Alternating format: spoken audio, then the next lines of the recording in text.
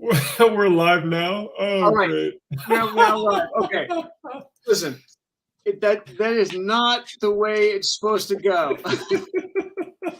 Hey, everybody. Hey, everyone. I am apologizing right away for the fact that this is going to be a disaster. Oh no. I don't know what anyone saw or what. I mean, it's just a general embarrassment of ineptitude. I can't even apologize enough. All right. So Mindy's got it. She knows. She understands. Yeah, so all right. we've started late. We started late. Jeff couldn't hear us. I was left all alone in the steam yard for a while. That's never good. Yeah. In general, that did not go. It was planned. I'm going to go ahead. Let's just play this game for a second. Ready? Yeah. Everyone? Yeah, okay. Okay, enough of that. All right. So, welcome to another round. Thank you, Thanks Scott. for joining us, everybody. Oh, geez, Louise. It's just not happening the way I was hoping it would happen.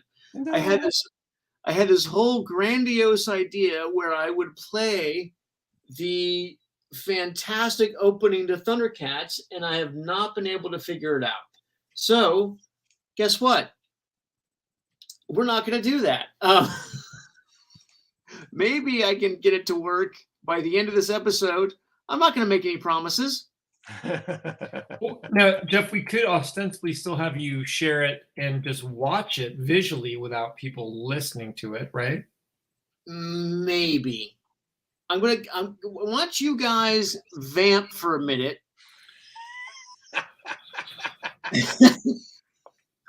whilst I try and pick up the pieces of this first. Okay. Cheers. Jeff, Scott and I would like to talk about Captain America: Sentinel of Liberty #1, drawn by our friend Ron Garney, while Jeff tries to get this ThunderCats situation going. Garney's amazing. Why don't you guys do a thing? The boys are drinking beer. I am drinking Coke from Mexico, made with sweet sugar. I've got a little whiskey there, Mr. Jones. It's nice. It's disadvantageous that Jeff is having these technical issues because I already shared earlier I am fighting a horrendous deadline and had just been planning on working throughout the entire show while occasionally chiming in. Good luck. Is that a rooster on your jacket, Mr. Jones? It is. This jacket is the French national team's soccer jersey. There's a little star here. I got this in France in 2018, right before the World Cup. If you went to France now and got this sweatshirt, it would have 2 stars because they've won the World Cup twice now. But I got it before they won 2 stars, or before they won a second. That's very cool. Yeah, it's my favorite soccer sweatshirt. Very nice. So, if we're going to be talking about ThunderCats, I always thought it was one of those interesting cartoons. To me, it totally stood out from a lot of the other cartoons around that same time. And now, without me knowing at the time, but I think it is really linked into the fact that it was designed and written and all that in America. But then I don't think it was even storyboarded here. It was just sent over to Japan in some new animation studio. So it was all done in Japan. Can we watch it now? Okay, so I can't promise that's going to happen. Just mute your mic. Okay, I'm going to mute my mic and let's see if this works because this Come on, everybody, fingers crossed. Oh. If you don't clap, Tinkerbell's not going to live. ThunderCats are on the move. ThunderCats are loose. ThunderCats can. ThunderCats can. Wait, I hear something now. But it's really cool stuff how this goes through like this. It's really quick, but it introduces everybody. It does a really great job. Well, I think the opening of this cartoon it's beyond iconic. it's probably one of the most elaborate beginnings to any cartoon up until this point. Absolutely. There's so much crammed in this 1 minute or whatever, introducing everything and action shots and everything going on. It's wonderful. It's ridiculous.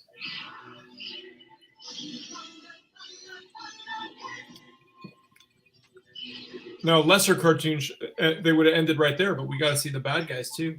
Yep. And for me, Mumra was a big draw as part of the coolness of this show. Even though his name was Mumra. Didn't I say Mumra? You did. Oh, okay. Oh, yeah. No, even though his name was Mumra. That's a great name. All right. There we go. Yay. We did it. Sort of. Did that work? We got to see it. Nice. We got a nice echo going, Jeff. All right. Is that better? Yes. Yes, it is. Dang We're it. all caught up. It's good.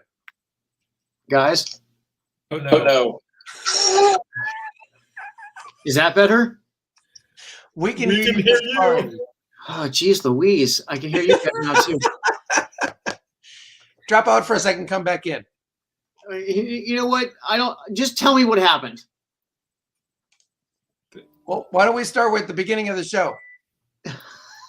Okay. All right. Hang on a second. Scott, okay, wait, what's happening? Right. Ready? I think you just took over. Oh no, wait, you do it. You do it. I'm gonna stand back and let better minds prevail. Oh, my Lord. Jeez Louise. So this is an important part, I think, of the show as well as Mumra or Lion-O or all the rest of them. Was this symbol alone was like worth gold when I was a kid. I thought this was one of the coolest looking things ever, was just this part, which it's on the moniker, it's on the sword, right? The Eye of Thundera, it's on there. It is. In his belt. Right, It's a- and it's on the belt too, right? It's on all their belts. It's a really cool symbol. It's a great icon. It's as good as the bat symbol. Yeah. Yeah, No, it's good. absolutely. Yep, fits in with Hawkman or any other great symbols, animal symbols we can think of. It's really great. Arguably better than the Autobot and Decepticon icons, which are also great, by the way.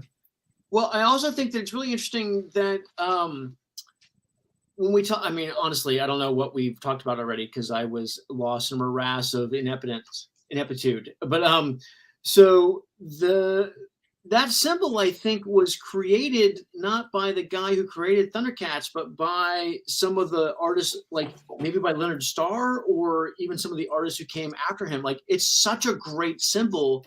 And I think one of the things that they had to sell the whole series was that symbol and then just the logo, the lettering. Yep. Yeah, I think it's one of those odd circumstances where there was a creator at the beginning of the show who just had the idea of the cat people kind of a thing. And then he took it to Rankin and Bass or something like that. And then Rankin and Bass would give it to somebody like they gave it to Leonard Starr and said, hey, give us a full pitch, give us a story for this. And I think from what I heard, it was a really quick turnaround. It was like a day or two at the most. He had to turn in like a 12-page synopsis, like, here's the story. Right. Like, like, hey, we need this thing. When do you need it? Well, we need it tomorrow. Wait, Rankin Bass of Santa Claus is Coming to Town and Mad Monster Party? Yeah. That's amazing. Yeah, They had been doing all stop animation, but then they were moving right now into the classic 2D cell animation. Yep. Wow. Yep. Oh my God, I cannot. I'm sorry, guys. I cannot wait to see the show in hindsight. I apologize for just. Are we? Did everyone watching the show? Oh, there we go. Like we hadn't gotten a comment there for a while. Like I'm like, well, everyone just left, and I don't. And Yeah. Thank you, Bill O'Donnell. Yes, quick turnarounds in animation, never. Oh God. Right. I'm dealing with that right now. Exactly. My sweet, lovable corporate overlords have got me working all through the day and night tonight. So. I remember once, Steve. I don't know if I ever told you this story or not, but I was working on Boondocks, and Brian, one of the the the producers and the guys in charge turned to me like, and this is like at noon. He goes, we need like 8 character designs by the end of the day for I know the kids at the mall, and we need to have them approved. So I had to draw them all and then go through that entire process by the end of the day. And that happened all the time. And I just think no one talks about just how fast animation happens. That's insane. We know who does more than that is Tom Perkins. Tom Perkins routinely does 10 characters a day. Well, right. I mean, I've never known Tom to be out of work, and I've never known Tom to only be working one job. Yeah. And I've never, right. And our former studio mate Brandon McKinney, I've never known to not work 2 jobs either. Yeah. Well, I mean, the thing about it is, when it comes to Tom, he is such a genius when it comes to, like, he's done Guardians of the Galaxy. He's done, he worked on Ghostbusters, Godzilla. He's done so many shows. And I know that he even taught a class on drawing aliens and monsters. There's no one better in the business to be like, if you need a monster or an alien that no one's ever seen before in an hour, Tom's the guy to go to. Yeah, he has some amazing skills, and he's probably one of the nicest people on earth, certainly in animation. Agreed. Yeah, legit. All right, so we showed this, and right. we were going through the thing. That did happen, Jeff. Mm-hmm. That did happen. Thanks, Steve. So one of the things I want to talk about when it comes to this opening is, when I was a kid, there was it like 85? Yeah. Yeah, this is 85, I believe. So there wasn't a ton of really great animation on TV. There was Robotech, there was Gatchaman, right? Mm-hmm. There was some stuff that we were being exposed to. Well, yeah, we had imported. We'd had Speed Racer from Japan. Right. We'd had Battle of the Planets / Gatchaman. Right. We'd had Star Blazers. And maybe we had just gotten Robotech around the same time.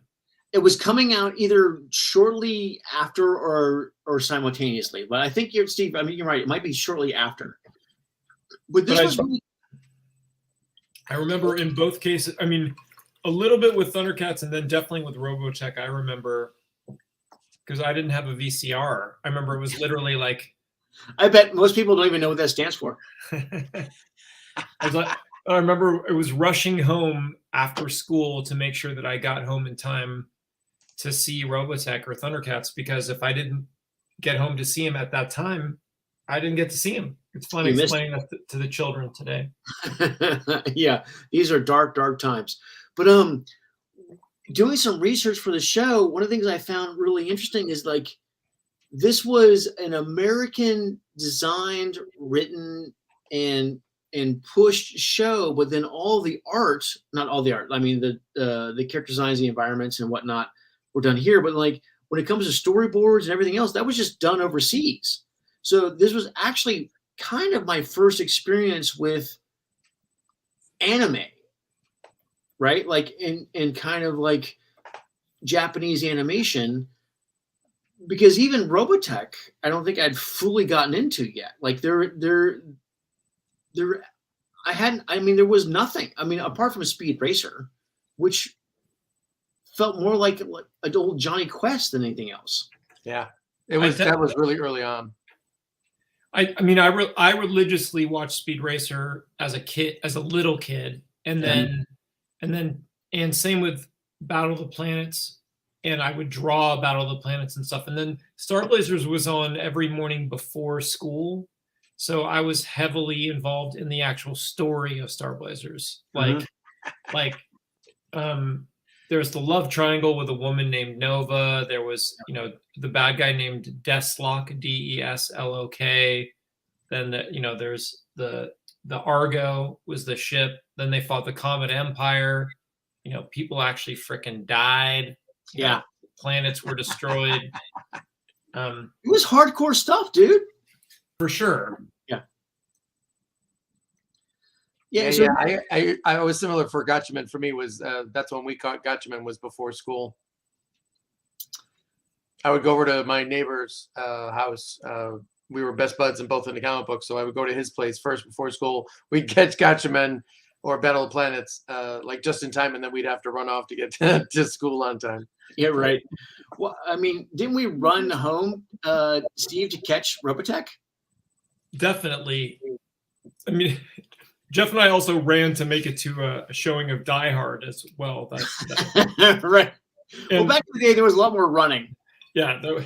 When I remember, Jeff had already seen Die Hard when he and I were running to make it to like a 3:00 in the middle of the afternoon, Pleasant Hill, California show.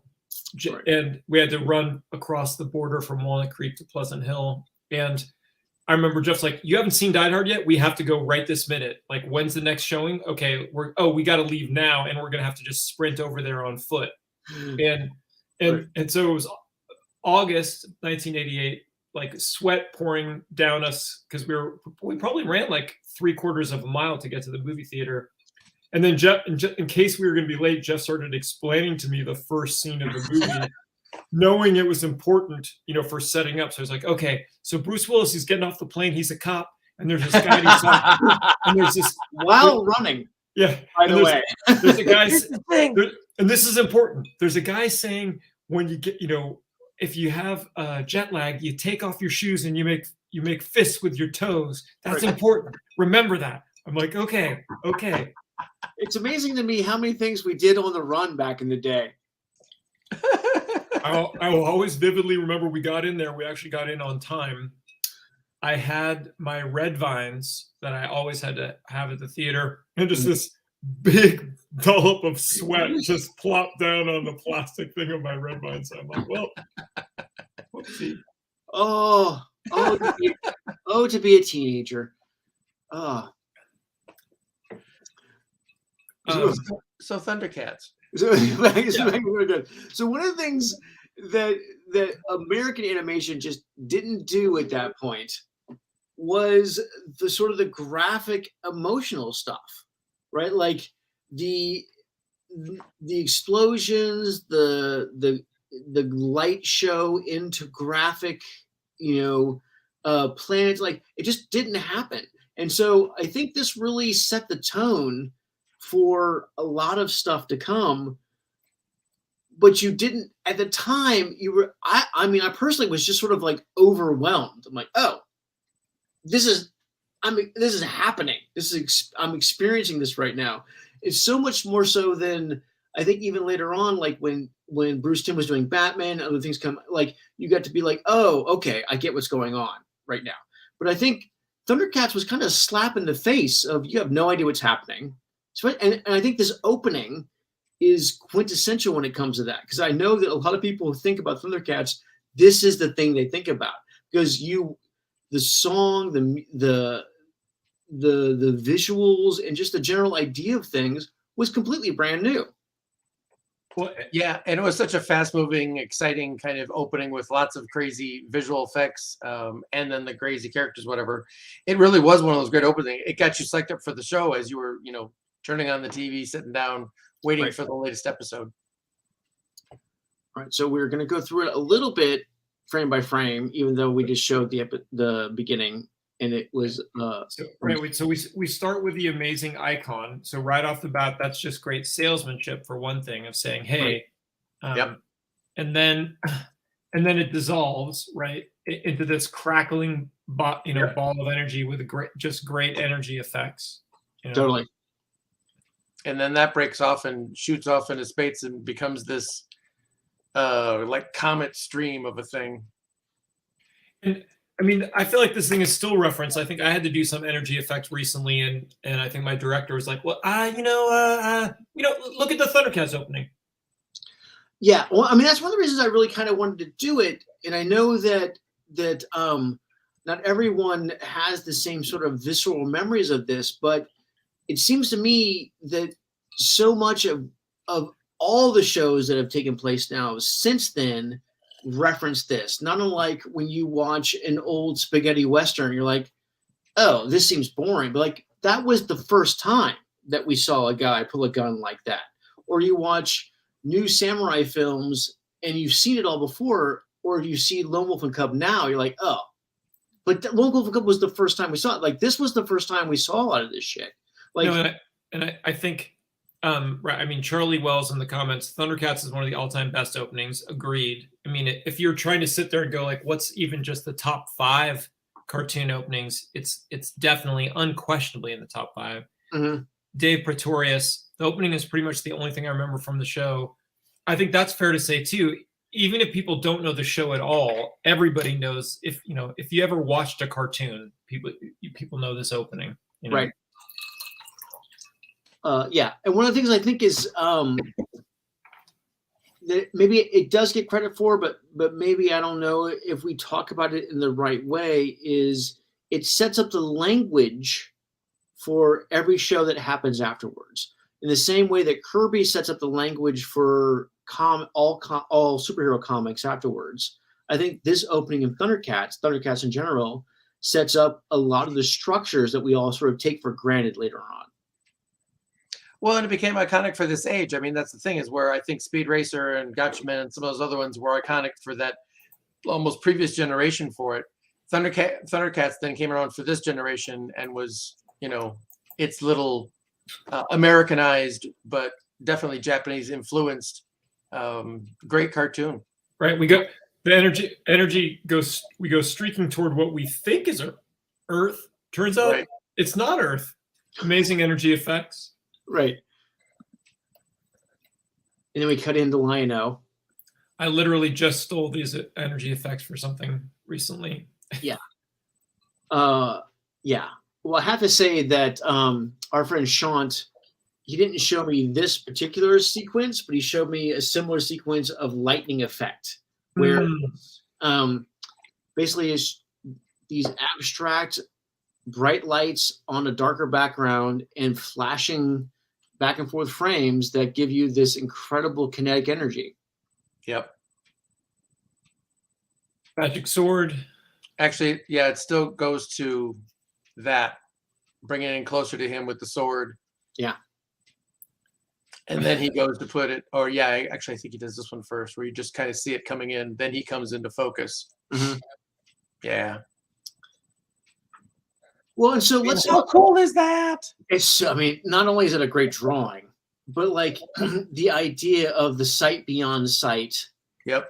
And I think that we need to go back to, so they tapped a lot of great comic book artists for these concepts. Like Leonard Starr wrote a lot of the original premise and the Bible for this series, and he worked on a lot of the actual episodes, and then did a lot of like the rewriting of episodes as they came in throughout I think it was 4 seasons, maybe it was 5.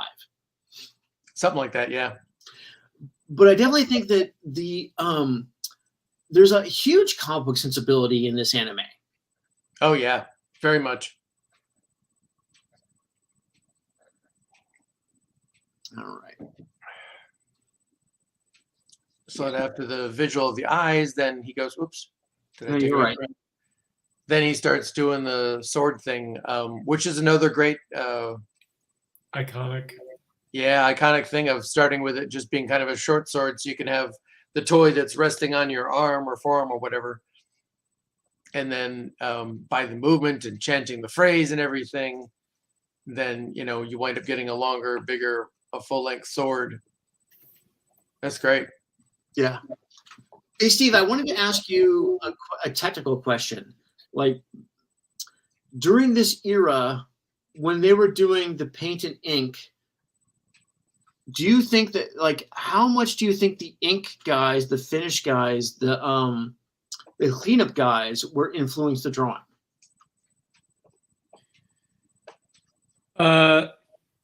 You mean the animation cleanup artists? Yeah. I mean, because look at that.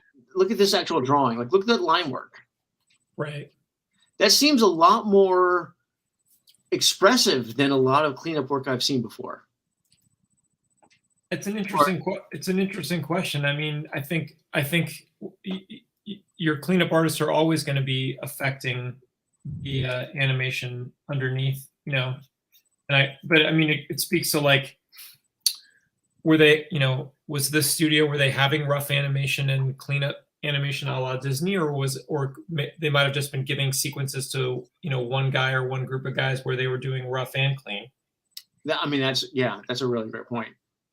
I just don't remember seeing definitely almost line weight to a drawing. Well, I also think that there's an all out, pull out all the stops on this opening. Like, I think anyone that watched the show regularly, you were kind of hoping that you were going to get the quality of animation that you got in the opening for every episode, and that certainly wasn't the case. Right. Facebook user wants to know what Hondo's drinking right now. I am drinking it's called a Lawnmower Lager. It's a local beer. It's quite delicious. Yay. Right. Yeah, I mean, I have to say, like, doing the closer examination, these drawings, as you still frame them, seemed a lot more like a comic book than other animation I had seen. Mm-hmm. Yeah, I mean, like that's what you're talking about there. There's line weights and all sorts of stuff. Exactly. Yeah. There's hatching, and there's a lot more detail than you would typically see. Totally. Which for the time in animation, especially the Japanese import animation, seems totally different. It seems almost revolutionary. Oh yeah. Well, especially when they did it for here, it gives it so much more life and bounce in some ways. Yeah. Well, it's definitely not something to, like like G.I. Joe from the 80s was basically sort of trying to do this, but didn't have the budget or the people to be able to do it, Right. Because trying to put this much crazy detail. I mean, honestly, look at that rib cage. I would be proud to draw a rib cage that good now. Yep. All those rippling muscles. Yeah, geez, so Lion-O's hair is / mane is really pretty incredible. Oh, that's great. Yeah. Well, so doing some research on this, I found out some stuff that I was very surprised by and impressed by. Like let's see if I can find my notes. The main guy who created it was also a veteran from World War II, from Battle of the Bulge, and was an inventor and had a lot to do later on with the articulation of action figures and board games. That's really cool.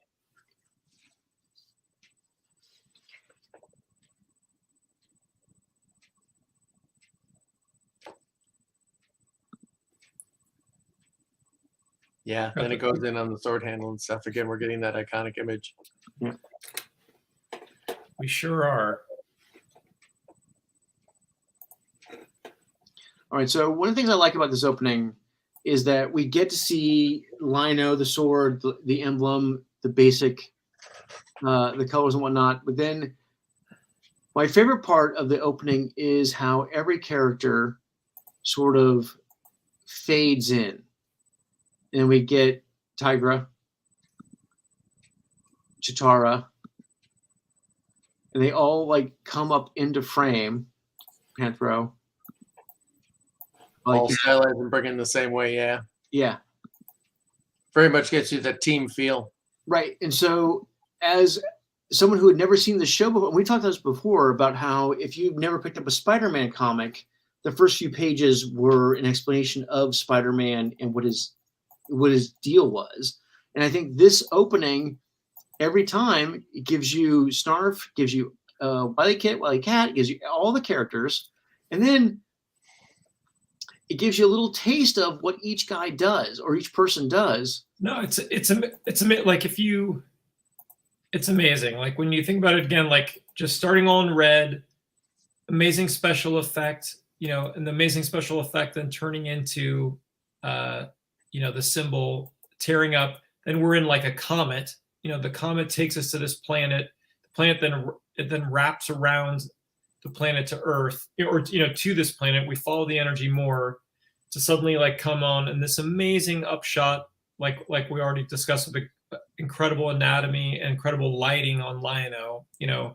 Great effects. We zoom in, and then we sort of do this great illogical thing where we zoom in on the hand of the sword, but then suddenly now we're right behind Lion-O as he appears behind the sword, and then just right the pan cuts of Thundercats, Ho, the amazing foreshortening, and then every time I've ever had to do like a sparkle of like a sword flare, you look at that first shot of Lion-O and the flare.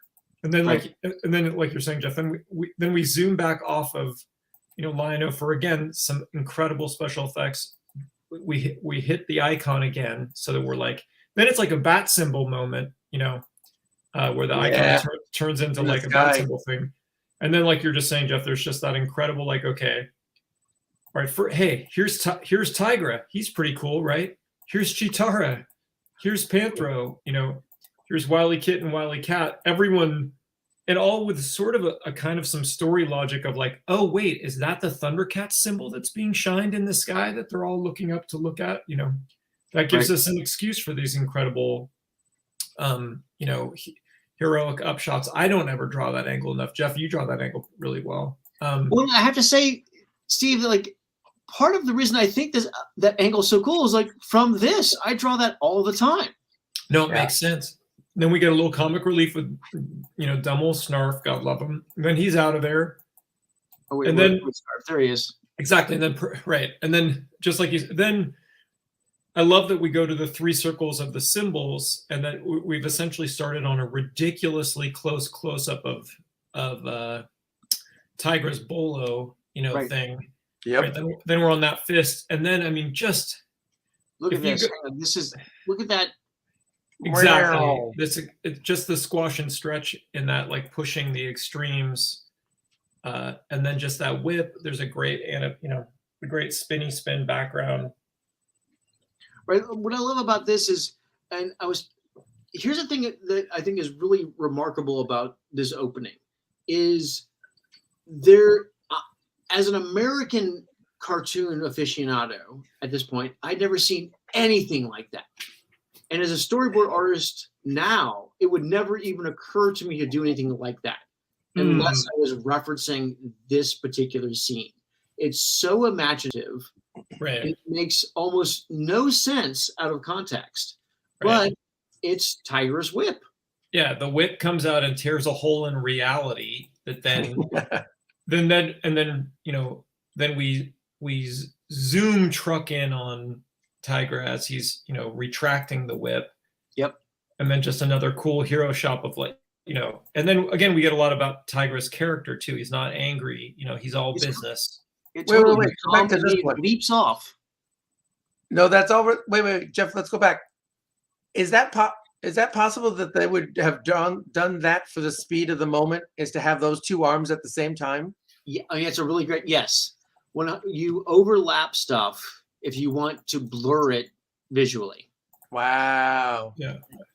Yeah, one of the things that's different about animation, I think, than comics. No, I mean comics does it also sometimes too when we do speed lines or something, yeah. Speed lines and stuff, but like the superimposing of images in a frame, as you see them, they all blur together to make one smooth motion. And that is a really great way to do that. And it's cheap. Talk about making the magic. Yeah. So cool. Because you're creating optical effects to, affect our eyes and our brain and everything else, how it's going to perceive it. That's really cool. We snap back on Tigra's got his awesome mutton chops. I do love his mutton chops. Look at and then just like little antic, and then pew, just jump away. And then he just animates away from cam, as That's he a leaps great up. pose. He does. Yeah. And then, and then he just disappears with the most amazing, cool little teleport animation effect. To then have some Akira level destruction burst through after his little Nightcrawler Bamf moment. Right. And then it's like, all right, it's not his moment anymore. Now it's moved on. it's like, all right, yeah, we've sold it. You sold us the coolness of Tigra. No, now Panther's gonna break some shit. Yeah, Bill's a little bit ahead of us. We'll get there, Bill. Yeah. Thank you, Facebook user, for the play-by-play compliment. Yes, you were. Yep. Scream, scream, yell, yell, scary Panthro coming out. Some great gravel and rock and smoke effects. It's like, what's this thing? Oh, it's a crazy space car that looks, it's meant to be a toy, and there's a cool blue dude driving it. I love the Thunder Tank. Heck yeah, man. It's one of those toys that I always wanted, but just also like as a storyteller, the idea that you could have a gigantic, like we had the Batmobile and we had some other things, but like the Thunder Tank was enormous. Well, the freeze frame that you did right there, Jeff, right before we have that reveal of Tigra, there's just an amazing, cool upshot of Panthro, driving away in his cool little Thunder Tank, and then we just pan over. It's like, oh, guess what? This isn't just a bunch of solo people. They're pals. See, Tigra's teleporting in with another cool Tigra effect. Then we're going to now we're going to animate away on a shot that we would definitely use a CG thing for now, even if it wasn't 2D, because they basically animated this vehicle rotating around it in 2D, which is super hard. Yeah. Oh my God. Incredibly difficult. Can you imagine trying to do that now? No, thank you. They did it by hand. Not without SketchUp or Blender or some other program that makes it a little bit easier. What a nightmare that would be. Great little smoke effects as coming out of the Thunder Tank as he starts to gain on what's coming at us. But then we just skip to a cool anime blur, and then nope. Now it's Panthro's turn to just jump up for some trouble, because there's a millisecond where we see that there's some baddies on the horizon, and then in that moment, then suddenly Panthro's jumping up and animating, anticing back away from camera with. I'd never seen a character except Bruce Lee with nunchucks at that point. Look at that foot. Look at that. Yeah, and the timing on the antic up to the release of the kick, and then how much he sticks that kick is so great. Even look at the perspective on the belt and everything. Oh yeah, it's amazing. And there's something I find that happens a lot in animation that doesn't happen in comics is how much they crop the figure. Because it's in motion, so you fill in a lot of the blanks. But it would never occur to me to crop a figure at the wrist. Yeah. Well, I mean, generally you don't want to do that, but it's also we're not going to be freeze framing it, right? It's just for a few. It's just for a few frames. Yeah, and this stuff goes by so quickly. Then we cut to like a Road Warrior shot, as we start coming toward. I mean, that's just amazing that we're animating in on these guys while I think also pushing in with the camera. But then it's for this use of introducing our next member of the team. But that's it's such an incredible shot, and they sneak that cut in too, where it's like we're zooming in, and then how does that shot work? I'm trying to. They keep pushing past one mutant past another until we get this weird special effect that it's Tigra, or not Tigra, but Chitara. Yeah, fastest woman alive. Okay, oops, wrong button. There is a way to do it, and I'm gonna. Okay, so we're going off Panthro, kick. Okay, so we're animating in. We animate through some cool baddies whose names I've forgotten. Sorry, ThunderCats hardcore fans. we animate past them and pull them off. We animate past the frog guy and pull him off, and the jackal guy. We animate right in over past them. All right, that's a pan. Still in the same shot. We haven't cut yet. Okay, so then right. So we zoom in, zoom in. Then we just pan over. That's how they do it. Okay, so we animate in and we zoom in, and then once we get in on the frog eye, we pan over, and then that's how they. So then that's Cut how to Right. they don't cut. They don't cut. We just start tracking on her. Exactly. It's like they just start panning over, and then she comes in. Exactly. She comes in off screen, right? Initially as a special effect. It's such a great way to hide the speed in which you're just like, what the hell is happening? Yep. Very smart, very economical, actually. Then they put a jackal guy in the foreground, which is a great thing, that she zips by. And then finally, effect until we get to where, Jeff is, where then suddenly she starts to run out of the special effect, and we start to see, holy crap, this is a woman with some incredibly great running animation. Oh, God, I love that running cycle. It's really good and simple. And then the fact we just keep zooming in, animating. And then we get the giant push with her again, just like the other ones, the giant push pull of the whole figure work. Well, and if we were to just for a pause for a second, like if you were to apply the rule of thirds, the ThunderCats is right on one of those cross sections. Oh yeah, pretty much. And her, and then the fact, and now we echo that same thing. Like now she's going to heroically zoom away from Cam. Does a really cool somersault. Incredible. Again, top angle. Foreshortening is amazing. Yeah. Dun, dun, dun, dun, dun, dun, dun, dun, dun. She gives us a little flirty side eye as she. There it is. By. She knows what's up. Meow. And turns around. Even she's still like floating around in air, kind of a deal. Right. I'm super fast, but by the way, I also have a badass. And then she's got a staff man. She's tough. She's cool. And this is that same effects, Scott. But you drawing the staff multiple times, frame by frame, it creates the illusion that it's moving faster than you can see. Mm-hmm. Absolutely. Then just hard cut to the jungle right after we've had our moment with Chitara, and then now it's Tiger, Wily Kit about to do some Gymkata. Great. We just pan with him. The middle ground elements of the trees are being slid down faster than the sky. So but the sky is moving too, so it creates that added level of depth with the motion. And then, Steve, would you describe that as a bicap? I know. I think a bipack is more. I've had too much Coke.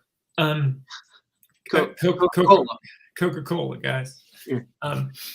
That's like if you've got a foreground element, and then say if we're doing Superman's POV and his hands are drawn on a foreground layer. Yep.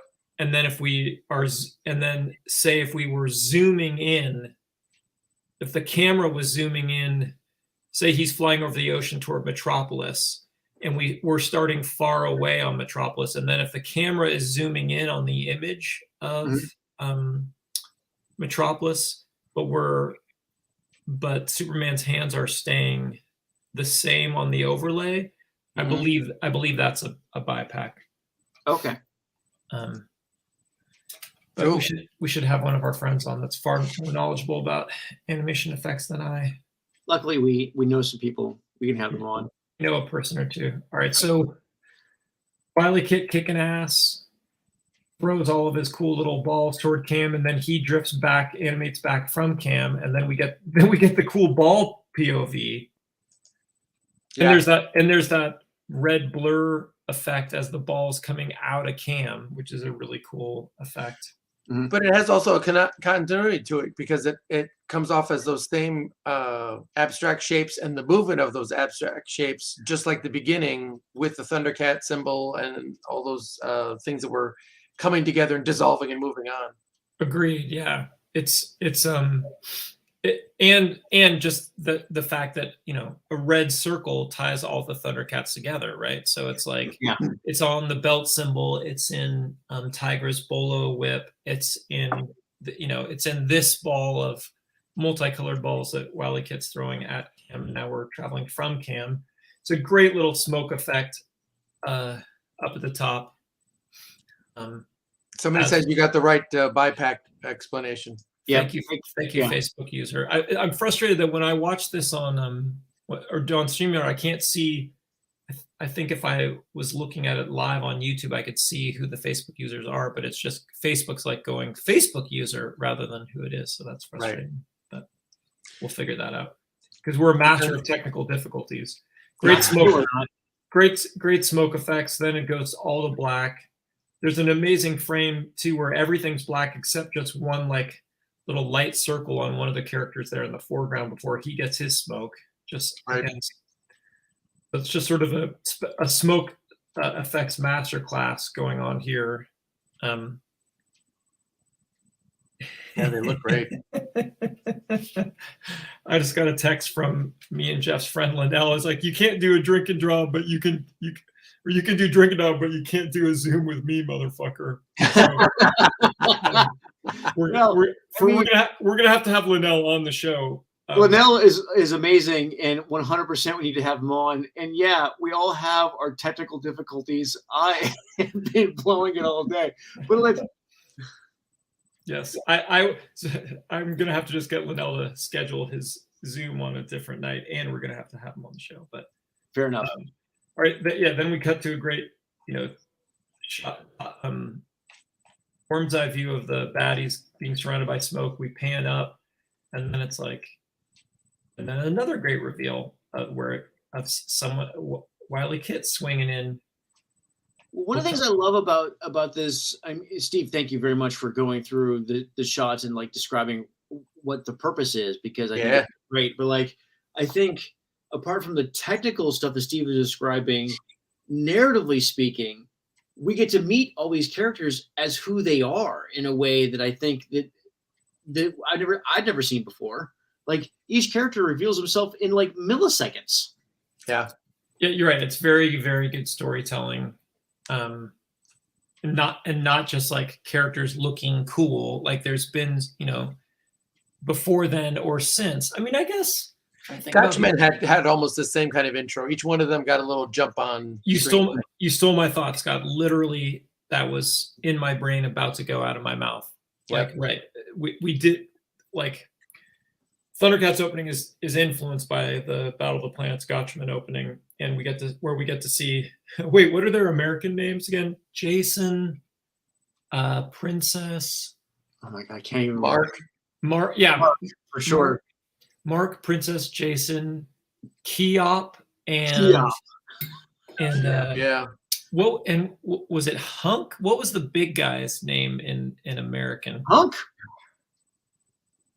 No, I don't think it was Hunk. I think you're right. I think it's Hunk. Now, I guess it's like, if only there was some sort of machine that could tell us.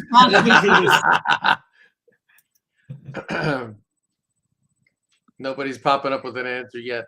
I'm looking. My hands are tied behind my back. Was his name Tiny? Oh yeah, that sounds right. Let's see. Science Team Ninja Gotchaman. All right, wait. All right, we're not. Thank you. Linnell just texted me Tiny. I guess Linnell's listening. There it is. Linnell, just come on the show for God's sakes. He must be the Facebook user. He must be.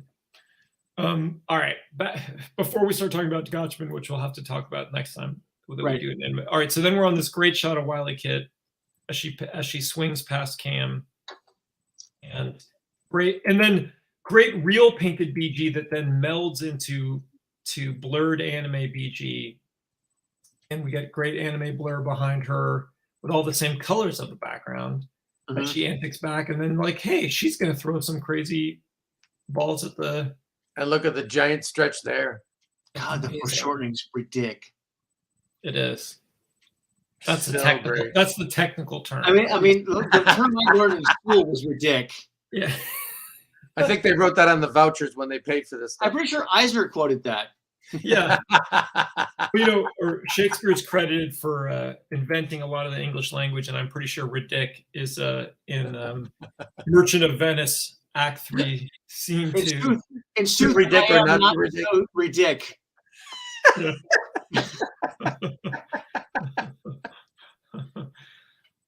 Oh boy. Okay. Then we cut to that. There's a great explosion effect from Wily Kit's little thingamabobbers, and then this crazy. I mean, Jeff has the shot right after, but then basically, Lionel just comes in as an overlay and just swings his fist and sword right past Cam in a way that is really hard to draw. The sword's bending, and then he arcs back, and then we hit that shot. That's got that shot that Jeff has freeze framed. And the next frame after it is an amazing thing where they really did a great job of capturing Lionel's like wide cat-like nose, Oh, right. And then we go back with him just with that remarkable foreshortening on him. He swings sword at Cam, and now he's animating back as they slide up the fortress behind them with a great background painting. Yep. And then let's see. So we're sliding up. They're sliding up the fortress, and then they're animating back, but then they slide in the ground plane that he's on for us. Mhm. But they're animating it a little bit too. But the painting, the fortress painting doesn't change. They're just sliding it up. Yep. Right. And then and Snarf is actually the first to run in from the foreground. Then Tiger jumps backwards into foreground. And what the hell is that cool? That's really a cool move when they do that. They're all coming in from the foreground and then joining him in, the arena by the citadel. And I think there's just a blue stripe of energy that I think is supposed to be Tigra's whip, and then there's like a red splash of energy that completely fills Cam for one frame that I think is also supposed to indicate Tigra's bolo whip as he animates back. Then Wily Kit's freaking back flipping in, which Heck is yeah, amazing. Man. And Snarf's just running along like a dope. Tigra's just magically leaping backwards. And then Chitara, leaps in backwards as well. It's almost like they're done in reverse kind of a thing. Like it's something you'd film in reverse. They'd be running forward, but then you show it to the people in reverse how they do it. Exactly. Wily Kit has the style to just jump in from the side, and then Panthro leaps backwards, but not past Cam. Mm.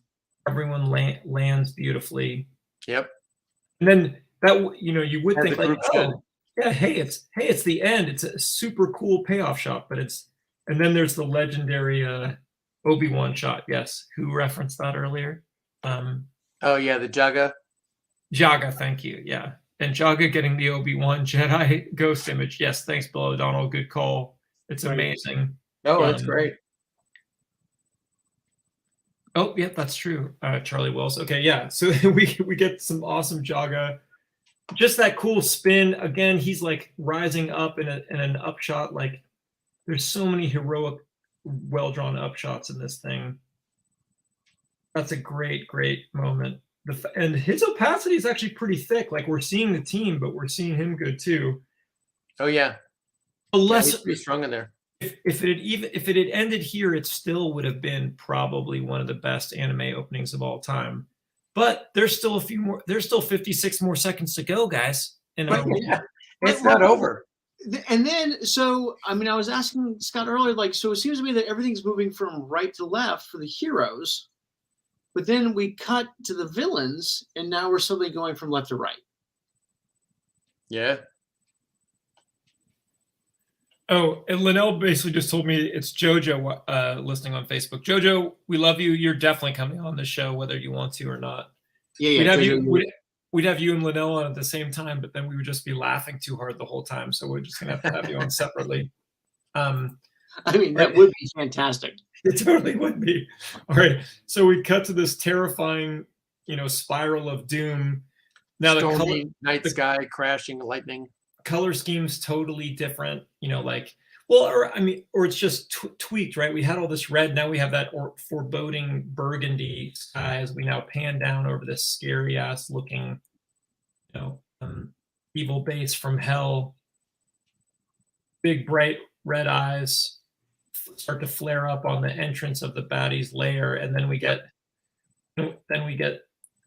again, apologies to hardcore Thundercats enthusiasts that actually know the names of these characters, but we get a horrible frog guy, horrible monkey guy, horrible jackal guy or hyena guy, and then Brandon.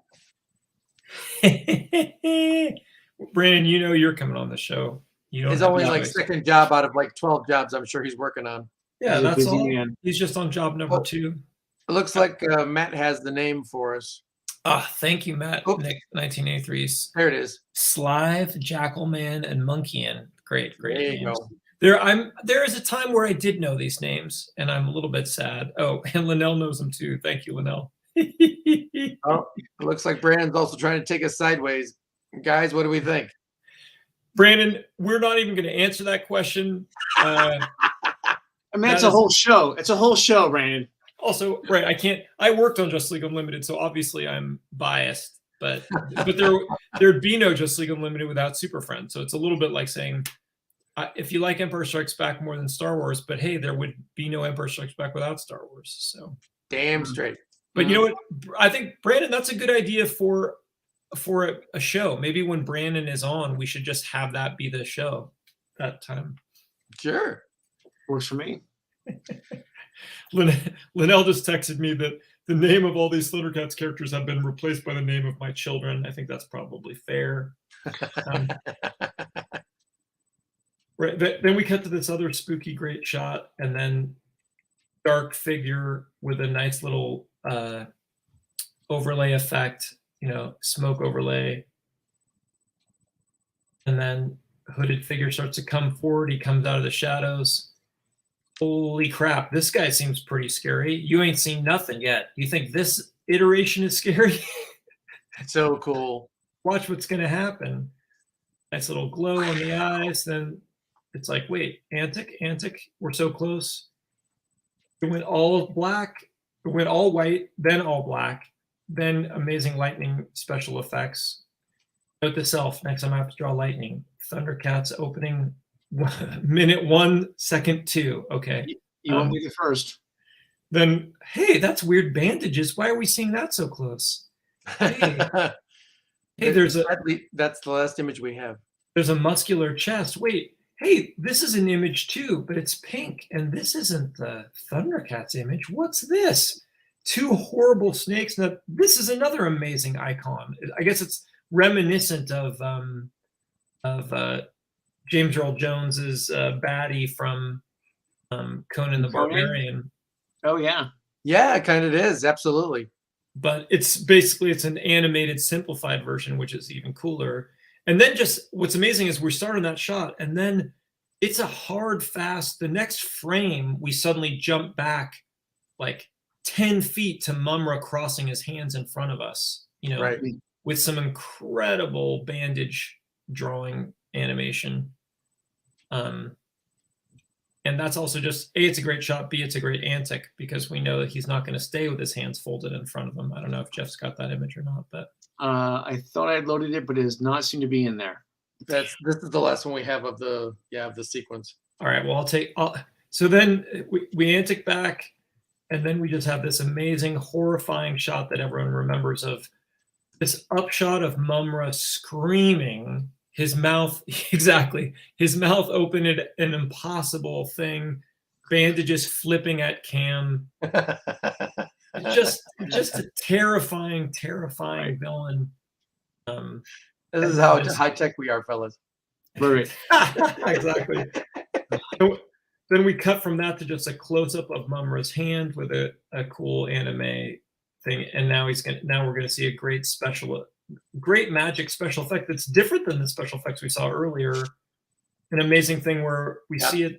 Then we have an all black frame where there's one moment where we just see bright light, then energy comes out, then it's all white. Then we follow this energy. Holy shit, this energy looks like it could destroy the world. It could destroy the universe. Or wait, what might stop it? Well, I'll tell you. First, Lionel's going to dodge it with some incredible animating away. I mean, he jumps back past Cam.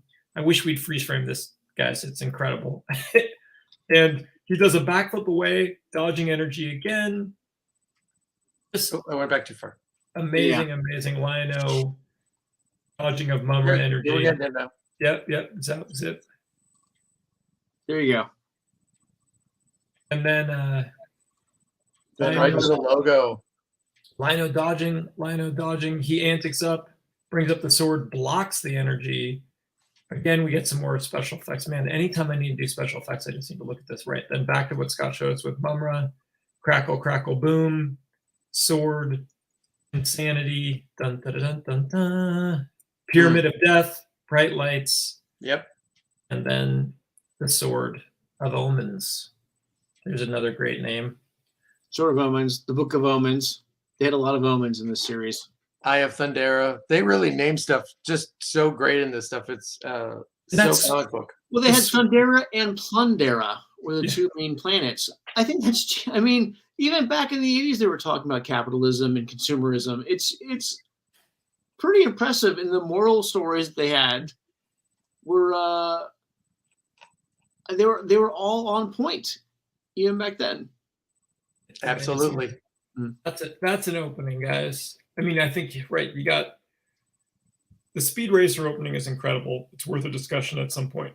The Gotchman opening is incredible. It's worth a discussion at some point. ThunderCats opening, and then you got fucking Cowboy Bebop. You know what I mean? Like, right.